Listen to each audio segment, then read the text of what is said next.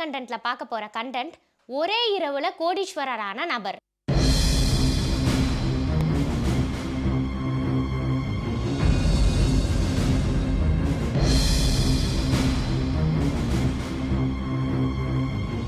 கிராமப்புறங்கள்லாம் சொல்லுவாங்க, உனக்கு அதிர்ஷ்டம்னு ஒன்று இருந்தா பணம் கூரையை பிச்சுட்டு கொடுக்கும் அப்படின்னு.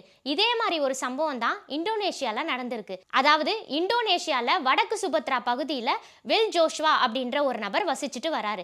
இவர் தங்கி இருந்த வீட்டோட மேல் பகுதியில் பயங்கர சவுண்டோட திடீர்னு ஒரு நாள் இரவுல ஒரு பெரிய கல் வந்து விழுது. இந்த கல் அவர் வீட்டோட தரைப்பகுதியை பழந்துட்டு போயிருக்கு. அதாவது 15 சென்டிமீட்டர் இந்த கல் வந்து அந்த தரையில இருந்து உள்ள போயிருக்கு. இவருக்கு பயம் அதிகமாயிடுது. என்னடா இது, திடீர்னு ஒரு கல் வந்து இப்படி விழுதே அப்படின்னு சொல்லிட்டு அந்த கல்லை வந்து கையில எடுத்து பார்க்கறாரு. அந்த கல் வந்து பூமியில இருக்கிற கல் இல்லை அப்படின்றத மட்டும் இவர் உறுதி செய்யறாரு. அதுக்கப்புறம் அந்த கல்லை வந்து ஆய்வுக்கு அனுப்புறாரு.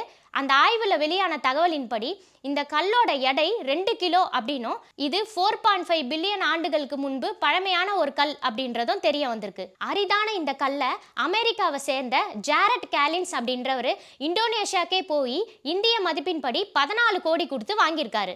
சாதாரண சவப்பெட்டியை தயாரிச்சுட்டு வர ஜோஷ்வாக்கு இப்படி ஒரு அதிர்ஷ்டம் அளிச்சது அங்க இருக்க மக்களுக்கு பயங்கர வியப்பையும் ஏற்படுத்தியிருக்கு. இது குறித்து ஜோஷ்வா என்ன சொல்றாரு அப்படின்னா, நான் சாதாரண சவப்பெட்டி செய்யறவன், எனக்கு வந்து அதிர்ஷ்டம் அடிச்சிருக்கு, எனக்கு இந்த தொழிலில் வந்து சுத்தமாக காசே வராது, நான் ரொம்ப வறுமையில் இருந்தேன், எனக்கு இந்த மாதிரி ஒரு சம்பவம் நடந்ததை நான் கனவுல கூட நினச்சி பார்க்கல அப்படின்னு சொல்லியும் இருக்காரு. அதே மாதிரி ஒரு 14 கோடியில் கொஞ்சம் பணத்தை எடுத்து தேவாலயம் கட்ட போகிறதாகவும் சொல்லியிருக்காரு. என்னதான் நம்மளுக்கு திறமை இருந்தாலும் அதிர்ஷ்டம் அப்படின்னு ஒன்று இருந்தால் ஒரே நாளில் கோடீஸ்வரர் ஆயிடலாம் அப்படின்னு சொல்லிட்டு ஜோஷ்வாவை பற்றி நெட்டிசன்கள்லாம் பதிவிட்டிருக்காங்க. இதே மாதிரி இன்னொரு டிஃப்ரெண்ட்டான கண்டென்ட்டோட அடுத்த கண்டென்ட்ல நான் உங்களை சந்திக்கிறேன்.